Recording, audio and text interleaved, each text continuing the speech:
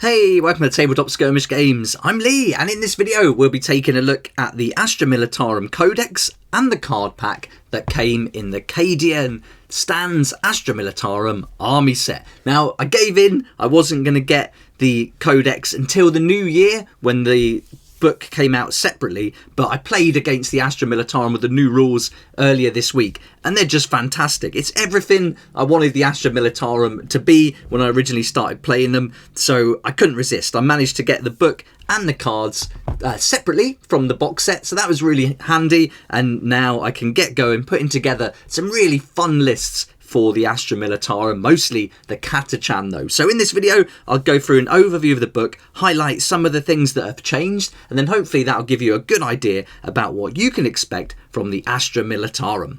I haven't been keeping up to date with all the changes on purpose. I wanted to wait until the Codex came out, and so a lot of the stuff in here is completely new to me. I managed to avoid it on YouTube, so if you've been avoiding it too, then now's the time to have a look. I would recommend not waiting until next year like I was planning, because they're so good. At least you could start making some preparations now based on some of the changes and putting together some cool lists. So really exciting.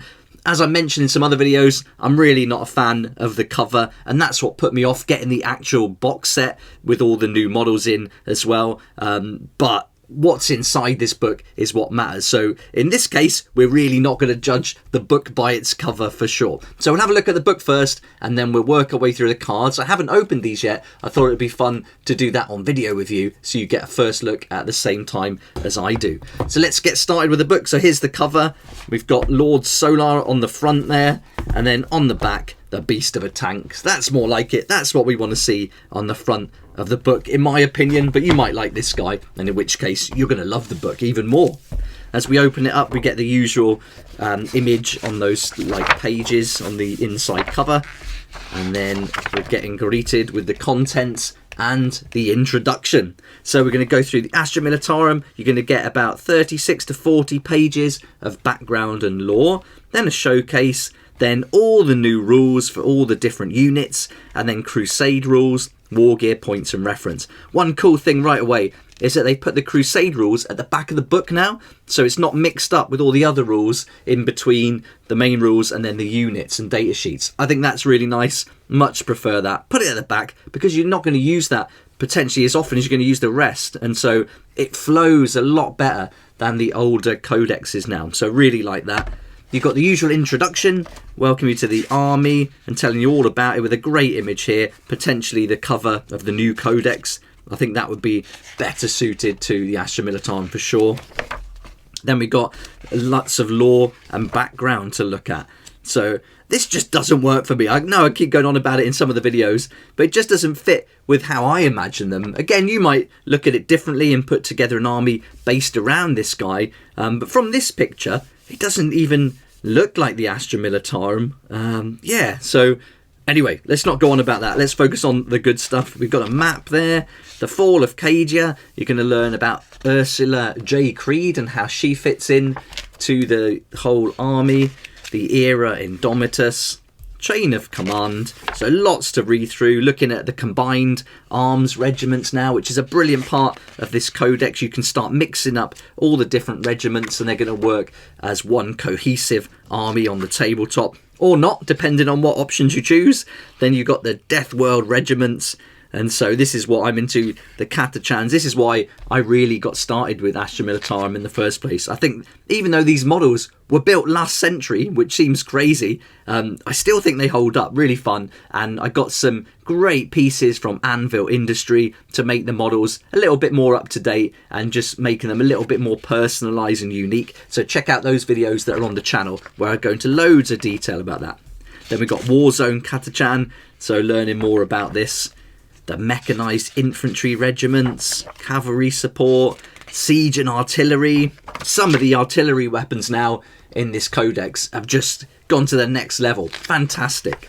Then we've got Warzone Sabbath Worlds, infantry regiments. So much to read through. And if you're new to Warhammer 40k, and certainly if you're new to playing the Guard, I think you're going to love reading all this background and learning about them. It's fantastic. I just love the idea of like these human characters in this crazy universe with against demons and beasts and all kinds of horrors, and this is just mankind standing up to them. I think it's brilliant. Scions anyway. Then we got Armageddon, and then we're going to learn about Yarick. So he's dead now, or is he? Who knows for sure? But this is some propaganda here to read through. And then we've got the Colors of Conquest. This is going to give you a look at all different armies. Great references for painting. Really brings them to life. I mean, how cool does that look? We've got the new Rogue or Dawn tank dotted in amongst all the other ones. And some of the new models like the Sentinels, the troops and everything. So really great. So I think they've done a nice job updating these. For me, though, I'm just going to stick with the Cadians I've got. And the good thing about this is you can still use all the older models. Obviously, Yarick's gone, Pasca's gone, and a couple of the others. Creed has gone now, replaced with Ursula Creed. But no reason why you couldn't use your older models and proxy them for some of the other data sheets. That's no problem. But let's keep going through these pictures. The artillery now is fantastic. I played against these, but with the las cannons, and they were just devastating when they hit. They did some serious damage, and then combining that with some of the other abilities that we'll look at later on. Yeah, these are really fun. I think they're going to be great to play. Not fun to play against when they're destroying you, but yeah, really cool what they can do. Can't wait to get hold of this for the collection. This is going to be the focal point for my army going forward. Not the double barrels. We'll stick with the single one. I think it looks a lot better. And I like the stats too. But I think this really will look cool with some Catachans, some jungle, terrain and little bits on there. And this is painted in the similar way to I painted my army as well. So I can really get a good visual guide for that. So that's really fun. And then more images here. We saw some of this terrain. This is in here as a data sheet and now released preview officially on the Warhammer community site this week. So if you want to check that out, that explains a bit more, but we'll have a look at the rules for it as we work through. You've got your Rough Riders. These aren't fitting in with what I want to go with my army, but again, if you like Lord Solar on these, you know, you've got a nice image going on. You could combine these maybe with Krieg to get that real World War I vibe, and then with some of the Lehman Russ tanks. I think that would look cool, and that would certainly work visually wise. Then you've got Lord Solar there, and some more Cadian going up against the Tyranids. Creed, Ursula Creed. Not a fan of that model. I probably won't even get it, to be fair. So I'm not getting that. Probably won't get that. I'm not really looking at getting any more than new troops. Might get that, though, the armoured one. I've got 3 of the older Scout Sentinels, which I think are brilliant now with the new stats. And then the Tempesta Scions. Another good thing with this book is they put those separately as well. They're not mixed in. So if they're towards the end of the data sheet, so you can get them all in one place as well. But yeah, these are still a real nice option to play and build. And look at that. That's an army, isn't it? That looks ace. And then you've got the tank there in the middle. All the new models. These beasts, really cool. So yeah, looking awesome. This tank is just just from the pictures, my favourite out of all the tanks. I cannot wait to get hold of it and put it alongside those Lehman Russ tanks. All right, now we're on to the rules. So let's start picking out some of the changes and working through this whole section, which I think has been done so well.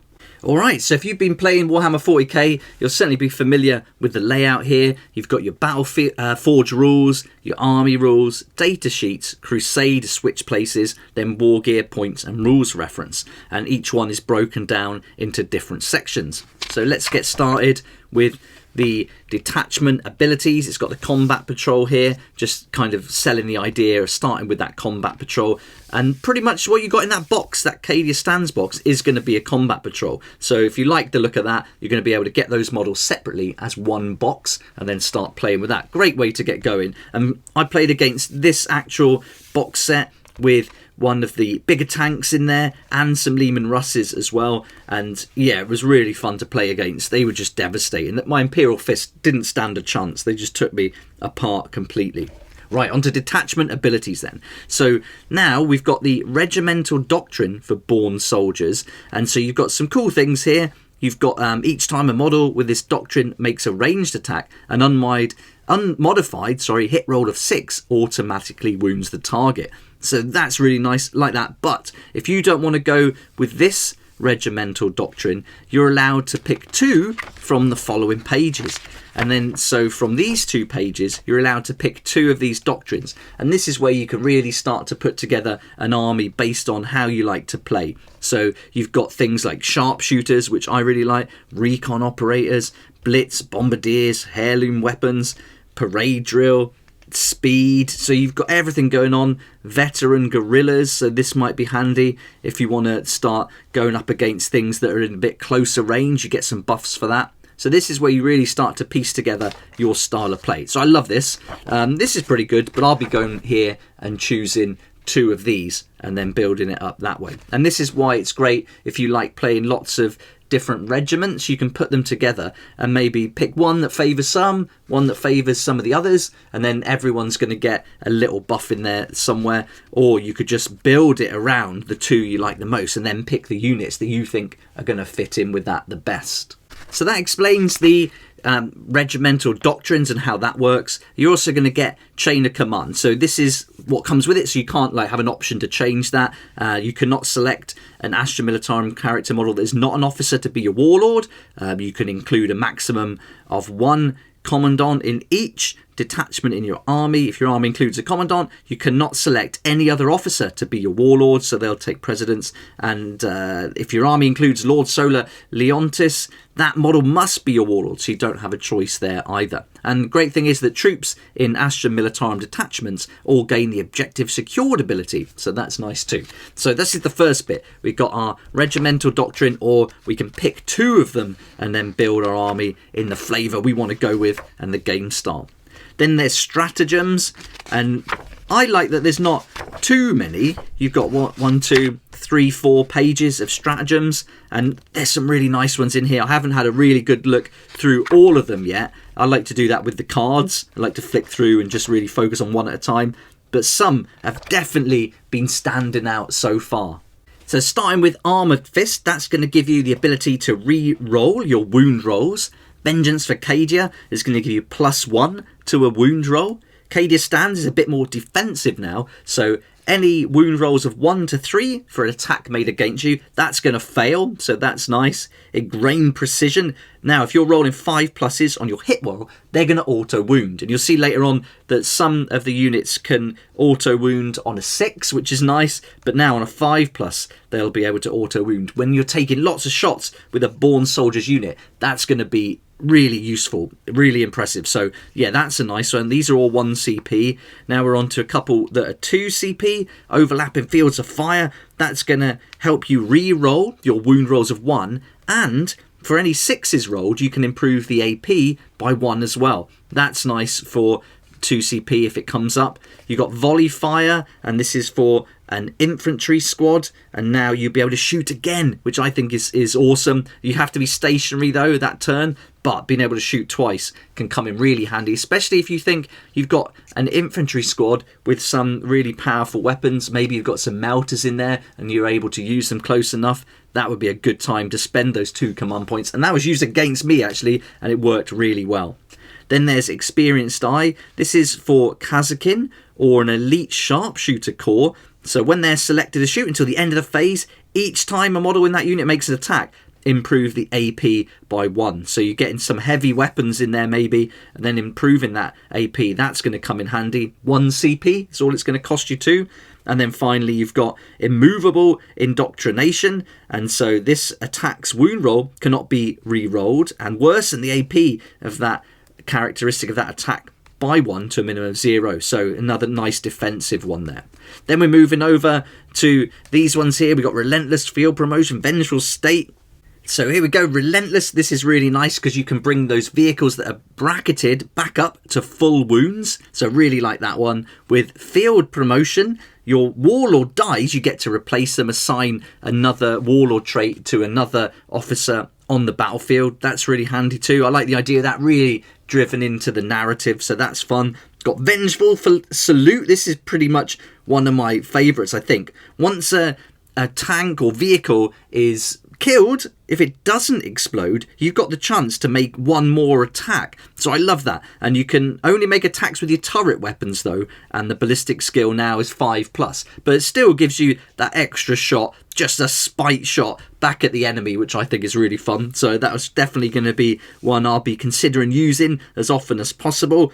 Battlefield Surgery, you can bring back potentially D3 injured or killed models back onto from the unit back onto the battle, so that's nice. Crush them's really good as well. You're able to change the model's weapon skill characteristic to 4+ if you're being attacked. So if you're in a fight phase, anytime someone's attacking your vehicle, as long as it's not a vehicle or a monster doing that attack, you can increase it to a 4+, potentially to a 3+ if it's got the armoured keyword. And then on an unmodified wound roll of 6, the target's going to suffer a mortal wound. So that's great. So you've got a little bit more of a chance in close combat now.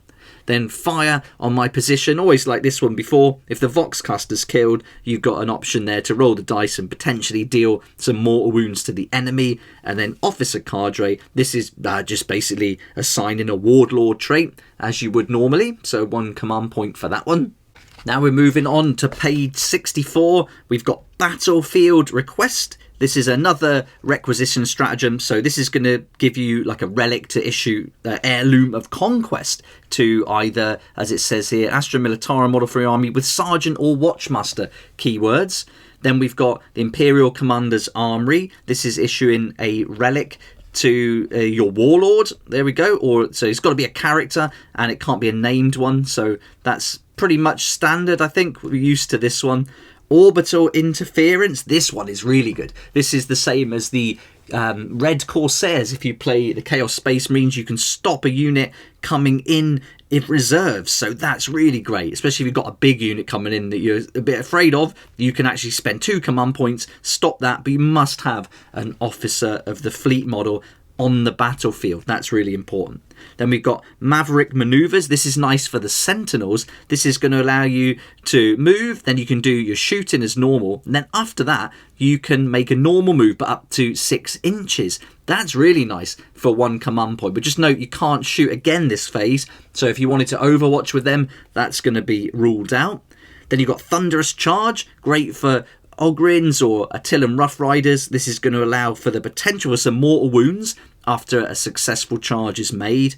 Artillery Strike, love this, a bit like Orbital Bombardment for the Space Marines, so if you're used to that one, you'll certainly be familiar with that. And Acceptable Losses, 1 command point. Now you can actually shoot into an enemy unit if it's engaged with one of your friendly units, so that's nice too. There's a lot of times when I'd want to do that, so I like that idea as well. So that you could tie some up, tag them with a unit, and then shoot into them for 1 command point. So you can see there's so much here to choose from just from those 3 pages, and I think what they've done here really works well with the things we've seen earlier on as we were looking through the different regimental doctrines. There's some really nice overlaps here, but we've still got 1 more page to look at, so let's have a look at those now. So here we go, Vicious Traps, 1 command point. This is one of my favourite ones. I think it fits in really well with the Catachans, especially if you play Sly Marbo. Basically, this is like an anti-charge kind of effect, and you roll a d6, and you can add 1 to the result if you've got Catachan or Veteran Guerrillas keyword. You might have both of those, so that could be really interesting. Also, +1 if you've got Melter Mine, so think Kazakh in there. +1 if Sly Marbo's on the battlefield. Then on a 2 to 5, the enemy unit suffers D3 mortal wounds, but on a 6, plus that enemy unit suffers 2 D3 mortal wounds. So I'm thinking Catachan and Sly Marbo, they're going to be on for sure. Potentially Veteran Guerrillas, I'm not sure. I think it would be a lot to be using that for that purpose, but definitely going to be adding 2 to the result. So there's for sure going to be mortal wounds coming in, and then yeah, if you can get it up to 6, adding 2 to that result, that's really nice. So you know, on a 4+, it's going to be 2 D3 mortal wounds. So I love Vicious Traps, and only 1 command point. I can imagine working that into the units I pick, and certainly the different regimental doctrines too. Then we got Fainting Strike. This is nice for the Rough Riders. they can fall back, shoot and charge in a turn. So that's really nice, really plays into the narrative as well. You've got flak barrage for your Hydra, a few conditions here, but basically if an aircraft comes in the reinforcements turn, then you can shoot it as if it were your shooting phase. That's nice. And Shield of Flesh, this is going to give you some protection from your Ogrins. They're going to be subtracting 1 from the attacker's hit roll if they're within 3 inches of a unit that's been attacked. So that's handy as well. Now, I thought this was going to be potentially they would take the wounds instead, but no, it's reducing 1. So I love that. So just positioning them properly, that's going to be really good for 1 command point as well.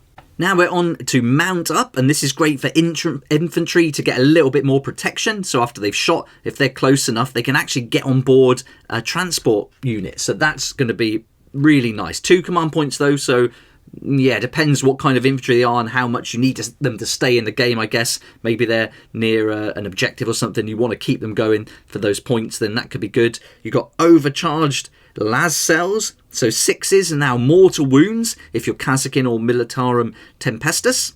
Smoke launchers, great for your vehicles. That's going to reduce 1 from the hit roll of your attacker. Ablative plating or ablative plating. This is going to be -1 damage. So that's for quite expensive though, 2 or 3 CP. So if it's a super heavy or rogue or dawn, it's going to be 3 CP. But again, if you can reduce that damage by 1, that could keep it in the game for another round in some circumstances. So I could see that being quite important, but a desperate situation maybe is the time to use that. And then finally, the last stratagem is called Melter Mine. This is going to give you the ability to deal even more mortal wounds when you've got a Melter Mine unit going up against a vehicle or a monster. So love that. So some really cool stratagems there. Not too many either. So I think you could really get to grips with these quite quickly and then think about how they're going to interact with the different things we've seen in the regimental doctrines. And then as we'll have a look at the data sheets later on, there's so many good ways to overlap these. I think it's brilliant. Really well done. Then we're on to tank cases. Now this I really like. I was a bit disappointed Pask was removed, but when I saw tank cases and just what it can do, I didn't care anymore. This is brilliant. This is page 66 and you've got so many options now. Tank cases looks amazing. So let's have a look at that. Right, so we've got tank ace skills to choose from, and it tells us if it's a battle tank unit, these are the points that they're going to cost, so anything from 15 to 25. If it's super heavy, it goes up a fair bit, but it's not an awful lot of points considering what you can potentially get from these. So this first one, Vaunted Praetorian, this is going to allow you to issue order. So if you gain the officer keyword, you now know mechanized orders. So that's great. That's going to come in nice and handy. So if you've got your 3 tanks, if you're playing the 3 different tanks, then you can give one of them the Vaunted Praetorian. Now he can issue orders to the others as long as they're within the rules that come alongside mechanized orders that we'll look at later on. Then you've got Meticulous Calibrator. This is going to give the target no cover with a ranged attack. Nice. Mechanical Pack Rat. That's going to give you like protection. So on a wound roll of 1 to 3, that attack is going to fail, like in that one. Then Veteran Commandeer. Here, the tank or the model can get a regimental doctrine for itself, and only that model can use it. That's really nice. This is something I'll be exploring for sure. I love the idea of getting a regimental doctrine just for one unit. So yeah, we'll flick through that and have a look at what would fit in with the different tanks. Brilliant. Then you've got Knights of Piety or Piety. This is a 5+ invul save and also a 5+ feel no pain. Really good. Then Master of Camouflage, this model can get light cover. And finally Steel Commissar, you can give them the Perfectus orders in addition to mechanized orders. So there we go. But it's got to be an officer model only. So really nice, giving you some options there for giving orders to different units rather than just like infantry or whatever. So really liking that. I think tank cases, there's a lot going on here. It's only one page, but when we start overlapping it with all the different things we've seen already, that's got a lot of potential. Then we've got our Psychana Discipline. So this is for our Psychers. You're going to get 6 different ones there to choose from. And so these are going to give pretty much the same. These haven't changed a huge amount, I don't think. But to be honest, I don't really play the Psychics all that much in the Astra Militarum. I've got an orangutan that I'm using as my psyker for my Catachans, so I may be going into that for him. But otherwise, I would probably be leaving this out most of the time. But let's do a quick recap in case you want to include them in your army. So first up, we've got Terrifying Visions. This is basically going to reduce the leadership of your opponent by 2 and some other things they can't do as well. Gaze of the Emperor. This is going to allow you to dish out some mortal wounds. This is quite interesting, actually. I think I might be wrong. This has changed quite a bit. You can draw a line from the Psyker base straight to another enemy's base or hull, and then roll a d6 for that enemy unit and a d6 for each other unit the line crosses over. On a 1 to 5, it's a mortal wound each unit, and on a 6, the unit being rolled for suffers d3 mortal wounds. So that could actually be quite good now. I think my orangutan is going to get more action and use Gaze of the Emperor. He's got some weird eyes going on, so that would certainly fit in with his look as well. Then there's Psychic Barrier, which is going to give a 5+ invul save to a unit. We've got Night Shroud. That's going to make sure any wound rolls of 1 to 3 fail, so that's nice too.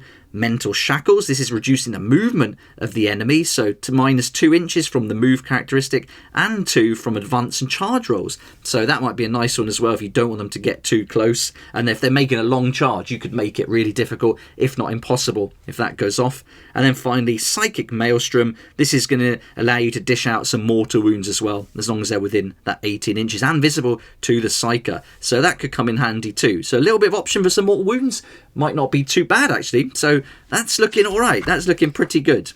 Now we're on to Warlord traits. So let's have a look at these now.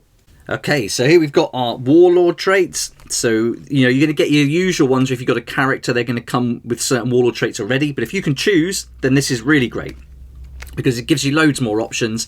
The one I played against this week was Old Grudges, and this was awesome. It took out my Hellblaster unit just like they were nothing. So Old Grudges, while a friendly platoon or battle tank squadron unit is within 6 inches of the Warlord, each time a model in that friendly unit makes an attack against that enemy unit, add 1 to the wound roll. So you select an enemy unit and then that comes into effect. So when you're adding 1 to the wound roll, especially when your strength is already more than their toughness, that's going to give you such a good chance of getting through and dealing some damage. So I really like that one, and it's spiteful, which I like as well. That's the theme running through this that I could really get on board with. So that one stood out to me. But you've also got things like for melee attacks, unmodified hit roll of 6 scores 2 additional attacks, and plus add 1 to that attack's wound roll. Might be nice for some of the different characters or some of the models that you give that you want to get stuck in close combat. Master Tactician, this is going to give you some options there as well with the whole strategic reserves. Grand Strategist, getting those command points back. Superior Tactical Training, when you select this, select one type of orders, and then this Warlord knows those orders in addition to any other it knows, so that could come in pretty useful too. So you can choose, Regimental, Prefectus or Mechanized. That might be handy. Then we've done that one. Now lead by example. This Warlord can issue orders to its own unit, even though you cannot normally select officer units when issuing orders. So you've got some nice options there, but for me, that Old Grudges is really standing out. I love it. I love the sound of that. Now we're on to the Militarum Tempestus Warlord traits, which are unique to them. You're going to get 3: Drill Commander, Precision Targeting, Uncompromising Prosecution. So 3 different options. If you want to favour playing just the Militarum Tempestus, then you're going to be using these ones. It's going to give you some options here. So your rapid fire weapons, models in that unit make double the number of attacks when shooting. You've got precision. So if a unit is within 6 inches of the Warlord, each time that model makes a ranged attack, the target doesn't receive cover.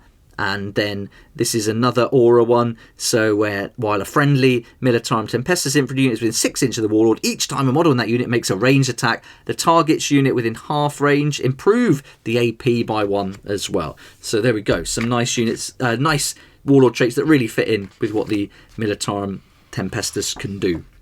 Now we're on to relics. I'm not going to go through each one of the relics, but there's some great ones in here. Straight away, I'm drawn to Gatekeeper, buffing up that tank. Heavy D3 plus 6. So you know you're going to be hitting 7 times. Or taking 7 hit rolls. I love that. So for me, Gatekeeper straight away. And I believe I played against that too. And it was pretty tough. So that's nice. But yeah, definitely fun to read through all these different things as well. What's this one I like? Did I like this one? Once per battle, after your opponent uses a stratagem, the bearer can use the relic. If it does so until the end of the battle, the command point cost your opponent must be doubled, so it increases by 1. So if they do a reroll, for example, or excludes reroll, I'm not sure what you would do with that then. So maybe that's not as good as I thought. I was thinking you could double their reroll, but it clearly says excludes command reroll. So that's a shame. That would have been really cool. But yeah, some really nice ones though. Definitely worth reading through and checking all this out. I just love this one. Gatekeeper's brilliant. So yeah, that's certainly the one I'll be going with. Now we're on to data sheets. So this is the good section with all the different units in. We've got a nice artwork here again. So the artwork in here is fantastic. I haven't mentioned it until now, but it's really cool. All these images as you work through are just fantastic. So it's a great book and really a pleasure to read through and look at the pictures. That doesn't sound very good, does it? But there we go. So right, we're on to regimental orders, prefectus orders, and mechanized orders. This is going to be quite familiar if you've played the Astra Militarum before. First rank fire, second rank fire, take aim, fix bayonets, take cover, move, move, move, and suppression fire. A few tweaks in there though, so that's really solid. I love this, really good. So that's nice. Prefectus orders, so this is your commissar. Changed a bit now. It's almost a lot better. I really didn't like playing commissars. The idea of just shooting your own people just didn't vibe with me. Even I just couldn't play it narratively. I couldn't get into it. I didn't like it at all.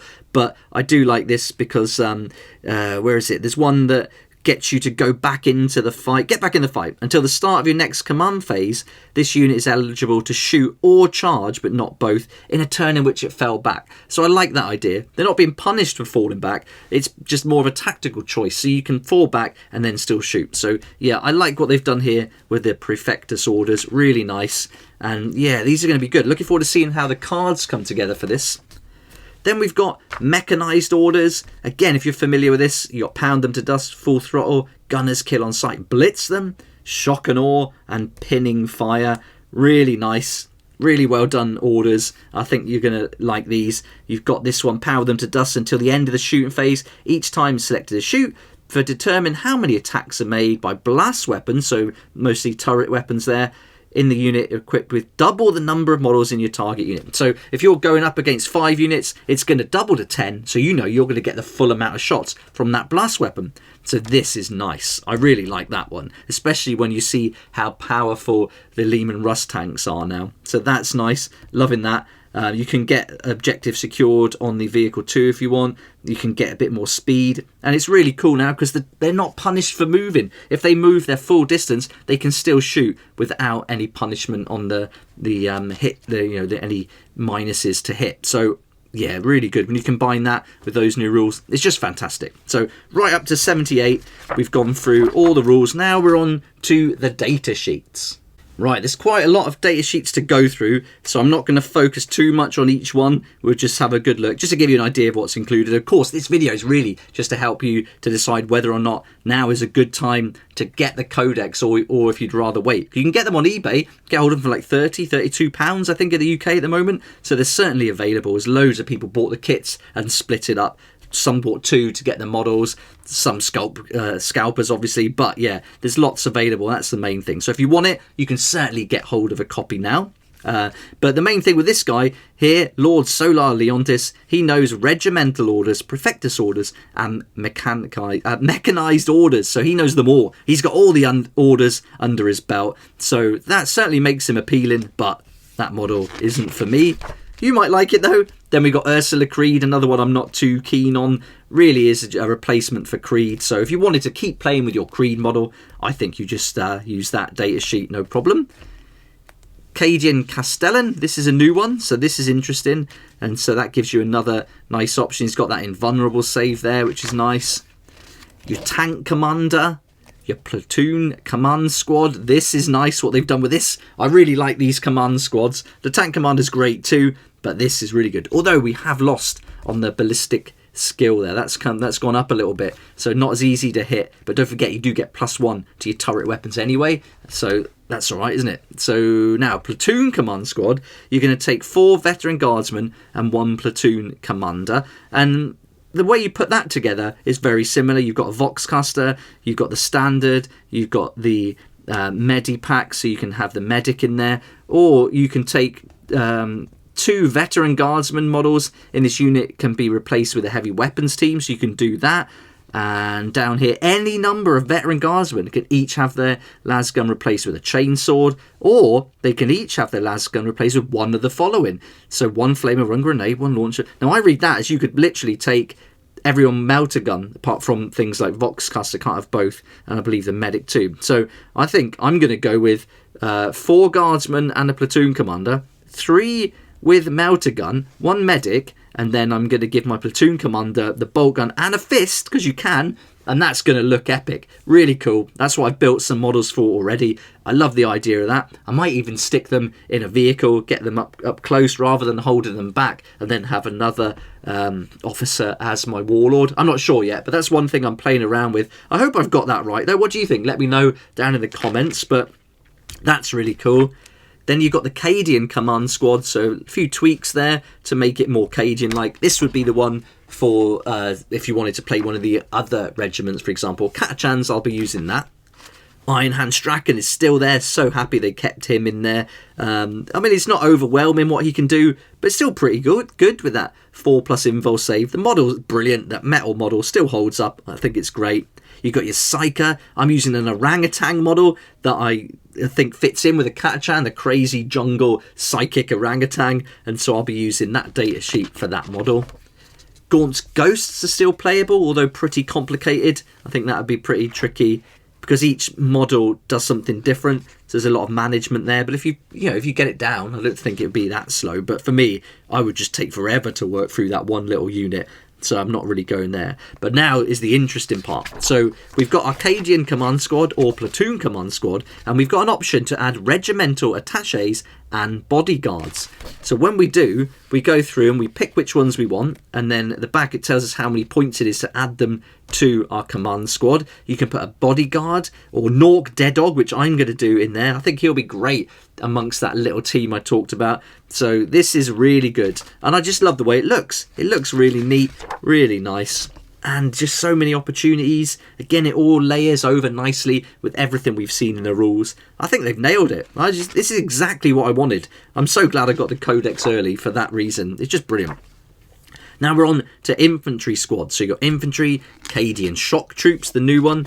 You got Deathcore Krieg, Catachan jungle fighters, and then we go on to the elites. But for the troops, you've got some really nice options now. You can go with the infantry squad that you're used to.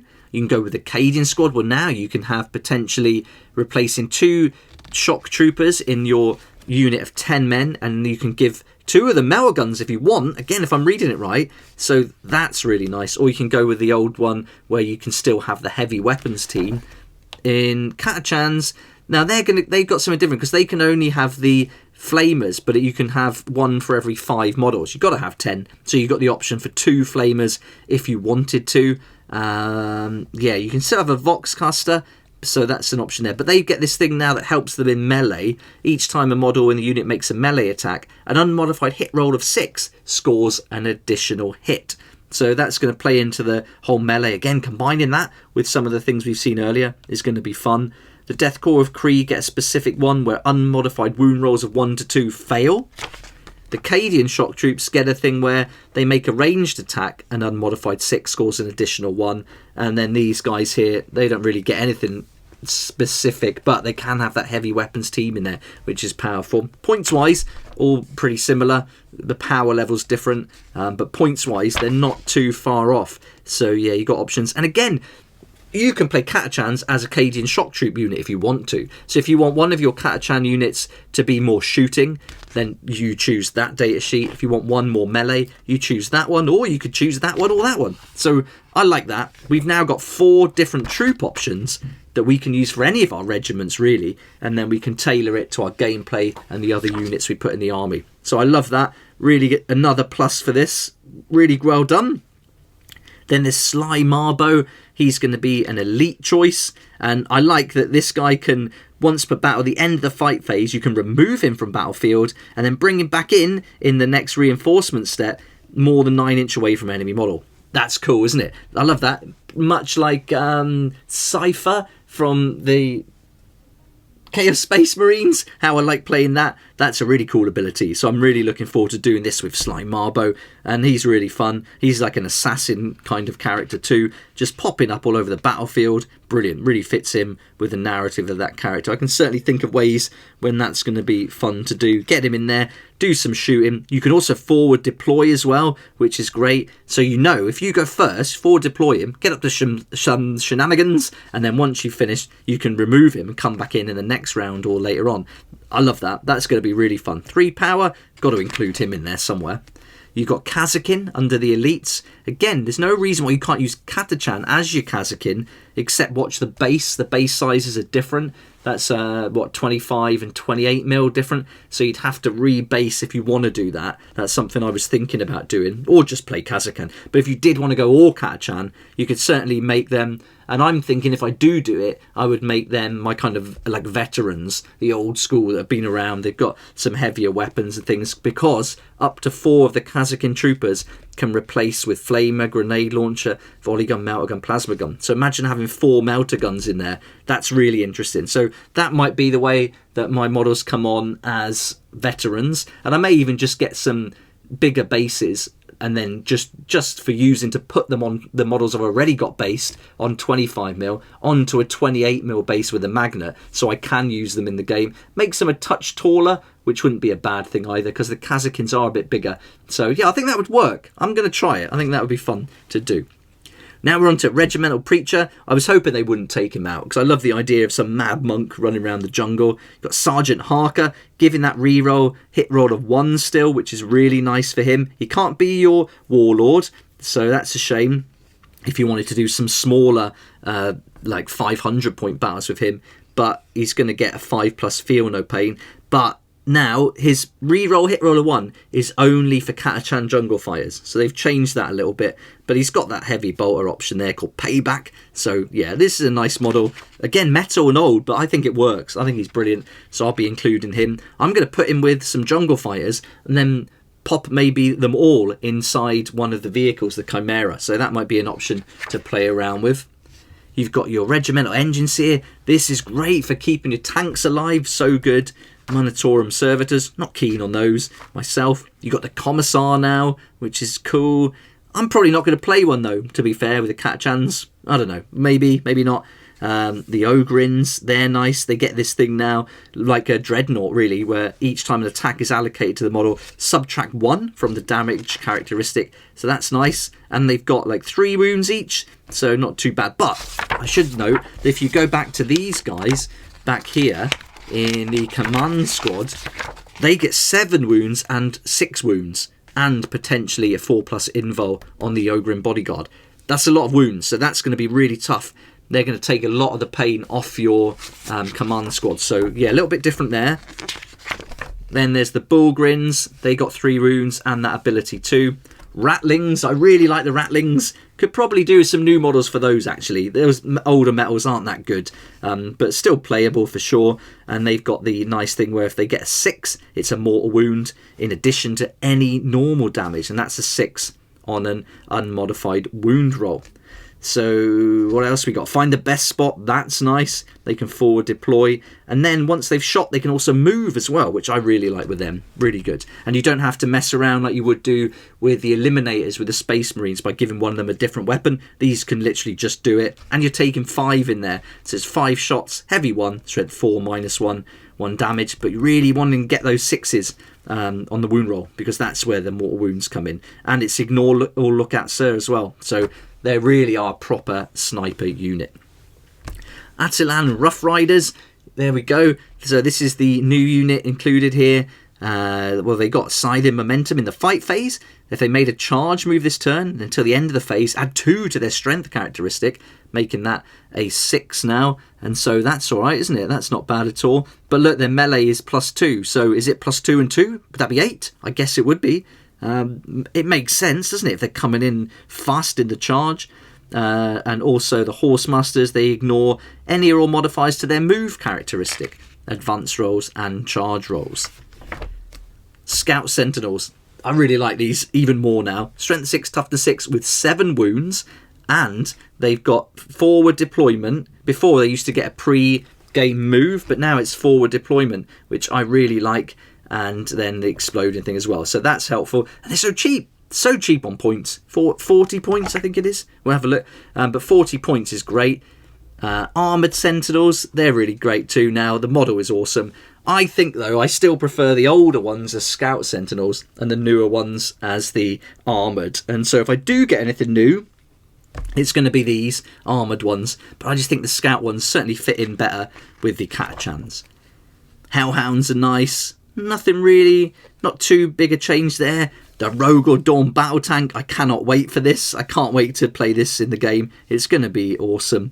Yeah, so many cool things. I love how you got D3+3, so you know you're definitely going to get a decent amount of shots going off. Heavy 2d6 without any pluses, though, could only be 2, couldn't it? Or in my case, it would be. So I'm really unlucky with rolling in 40k for some reason. But yeah, really nice. I can't wait to get this tank. I'll do a separate video just on this for sure. You've still got heavy weapon squads, which is nice. You can use the old ones, I believe, still. So that's handy because I've made a bloody load of them. So that's good if I can. Field Ordnance Battery, this is great now. So yeah, just the weapons on there are awesome. I mean, the heavy las cannon, heavy 2, strength 10, -4, D3+3. It's just great. You're going to have 2 of them in your unit as well, and with all the buffs and everything from what we've seen so far, you can make these really fun to play. The Lehman Russ battle tanks for me though are the way to go for sure. I'm going to be going with the battle cannon, D6+3 now. I love that. That's awesome. The Punisher Gatling cannon is still heavy 20. Now it's 6 -1/1, and it's a turret weapon.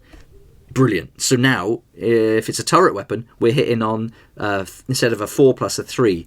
So we're hitting on 3s, and we've got 20 shots, 6 -1/1. We're going to do some damage now with that Gatling cannon, because in my opinion, that looks really cool on a Lehman Russ. And then you've got loads of other bits there. You've got your squadron abilities and everything. So it's really just changes to the weapons and the turret weapons. But I think it's just made them so much better. Oh, well, this has changed as well. It's strength 7 and toughness 8 now. So they can take a bit more punishment, which they really needed to as well. I think that's really important. And you can give them lots of protective things as well to make that even more effective. Basilisk, that's not quite as good. Still alright though. Heavy D3+3, strength 10, and blast. Not a turret weapon though, so you're going to be hitting on 4s. Hydra is looking pretty awesome. This is going to be the Hydra quad autocannon, heavy 8, strength 7, -2, 2. And then you can make 2 hit rolls instead of 1, and add 1 to both hit rolls if it's against an aircraft. Yeah, this is really tough, and I believe there's something you can make this shoot again. My friend who I was playing against said about it. He said you can make them shoot again, which is insane because you're putting out a lot of shots with some pretty decent damage there as well. And it's a turret, right? It's a turret weapon, so we're adding 1. Great, really cool. Manticore, that's alright now. Not really standing out too much. That was the first one I finished painting actually from my vehicles, so I do like the Manticore. You do have heavy D6+3, which I like having the 3 included. I think that's really important. That makes a difference. When you roll badly, knowing you're going to get at least 4 shots there is nice. Potentially 9, even better. The Wyvern, yeah, I think it's okay now, but you still get 4d6. It could potentially be 4 or 24, so much in between and in that curve. So you've got lots of different things. It's going to be pretty unpredictable, I think, in how many shots you're going to be putting out with that. Death Strike, wow, this has changed and got so much better. Oh, I think I need to do a separate video just on the Death Strike, because it would be a great example to show on the tabletop. Let me know what you think. I might do that because you can choose a target for it now, and you can move that target. You don't necessarily have to shoot it. So it's almost like having the threat of an orbital bombardment on your enemy all the time, making them move and then just following them round. So you can really get them off the objectives and force them to move. Or they're going to take, look at this, potentially 16 mortar wounds. That's ridiculous. So I love this. What they've done with the Death Strike was 100% needed, and it's made that model playable now, I think. So this is great. You're playing some, over 1,000 point armies. You got to include a Death Strike in there, haven't you? I think it'd be great. I love the idea narratively of having the Death Strike on the battlefield, right hidden at the back, messing with the enemy, making them move. And then you've got all your Catachans going up front and closer to the enemy, and then corralling them maybe into some spots too, making them have to take the punishment from the death strike. Maybe that would be quite good. And narratively, that sounds good. They're calling in the airstrike, pinning the enemy down. I really like it. Then we've got the Chimera. That's nice. Again, movements 12. And then you've got the options for your weapons. So that hasn't changed too much. The Taurox. I like the Taurox. I like the look of it. It's one of those vehicles I thought looked a bit weird with the tracks. But when I built it, I thought it looked really cool. So I'll probably be using that for my Catachan. Certainly for my command squad, I think it suits them to go in there. And you can squeeze in that 5-man command squad with an Ogre as well. So because they take up the space of 3 models. So if you've got a 5-man command squad plus 3 for the Ogre, that's 8. So you've got a bit more room if you want to take some attaches too. So you could get 10 altogether. And I think that would be a good way to do them. Get them in there. You can move them into a more forward position if you wanted to, rather than just keeping them hidden at the back. Valkyrie next. So this model, I haven't really played it, but I got it and painted. And I'll probably do another video on this too. I think I might just do a video on loads of these because it's so great now. It would be good to show some on-table examples.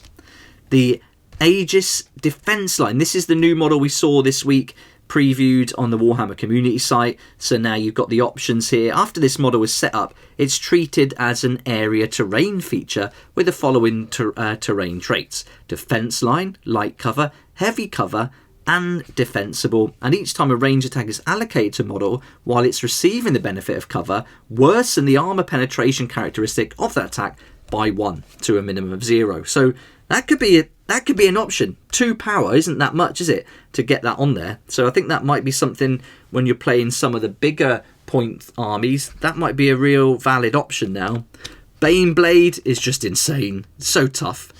Just does so much damage. You still got the variability in the shots though, but with 2d6 you're going to be more towards the center for 7, so there's more chance of getting closer within that center than if it's like some of the higher dice where it's spread out a lot more. So that's good. Heavy D 3d6 the same. So yeah, you could be a bit more predictable with it, but still the option to go either end of that curve. Then you've got the Bane Hammer, the Bane Sword options, all from the same model. The Doom Hammer, the Hell Hammer. There's loads to explore here. Again, I think we need to do a video just on the different options now that you can do with this one model. And I've done the magnetized method where you can build 5 of them and swap it over. Rather than doing all 8 versions, I just went for 5. Storm Sword. Then we get to the Militarum Tempestus, Command Squad, Tempestus Scions, Infantry. Oh no, that's an Elite. And then the Taurox Prime. And that's it. So that's the ones they're giving you separately for the Militarum Tempestus. And it's nice they put it like that at the back. I think they've done really good there. So a great image again as we move on to the Crusade rules. So I haven't looked at this at all. So I think this is going to come up in a separate video. But if you're into playing the Crusades, then it's all in one place now, which makes it a lot easier. And it's not so confusing. If you've never played before and this is the first time you're coming across a codex, the fact that it's all in one place is brilliant. So I'm really happy they've decided to do that. And now we're on to page 143, another great piece of art, and a war gear points and reference. What is that? Is that a 2-headed hawk of some kind? That's mad. Okay. I don't know. Do you know what that is? If you do, let me know in the comments. It'd be great to find out. We go on to our weapon profiles now. So one thing about this is some of the weapons for the units aren't on their data sheets. You're having to flick back and forth a little bit. But I think once you get playing it, just pop a post-it note if you're using the book on your unit. And then that's going to save you going back and forth as you learn what they can do. And then we've got the points values. It's very clear how many you have to include for your regimental attaches and bodyguards. So for example, if you go with an Ogre, it's going to be 50 points. Nice and simple. If you go for any of these, it's like 40, 25, 60, 25. So Nork Dead Dog for me is 60 points straight up. But if you just went for a Master of Ordnance, 25 points for what he can do, it's nothing. So that's great. Your Tankei skills are there, and it's all labelled neatly, telling you which page to go to find the data sheet. You've got some more on the back here. Really well put. I mean, that's a great image too. Then there's the glossary, and finally the end of the book with a great image on the back. A lot better than the front one, but that pretty much covers everything that's included in the codex. I hope you've enjoyed this so far, and I hope it's given you a good idea of what's included. It's certainly gone on longer than I intended to, but I'm so excited about it. Why not? Let's do a long video. I think though, should I do the cards in a separate video? I think I will. I was going to put it in this one, but as I've got to the end now, I think that's just going to be too long. So I'll do a separate video unboxing these, and we can have a look through them for the first time together. I'll do it straight after this one, so it'll be up on the channel. Maybe not today, but probably tomorrow. So look out for that one if you are interested in finding out more. But thanks so much for watching. I'd love to hear what you think about the Codex. Did you get a copy? Have you been like me and holding off? I think it's so good after playing against them and now reading through it. I think it's worth getting. Yeah, even with the cover, if you don't like it, it's just what's inside that counts. So I would definitely recommend it. But yeah, would really be interested in what you think about the Astra Militarum now. Any experiences you've had of playing them with the new rules, be great to read. So thanks again for watching. If you did like the video, please hit the like button, subscribe for more videos like this one, and don't forget to hit that notification bell too to join me here next time on Tabletop Skirmish Game.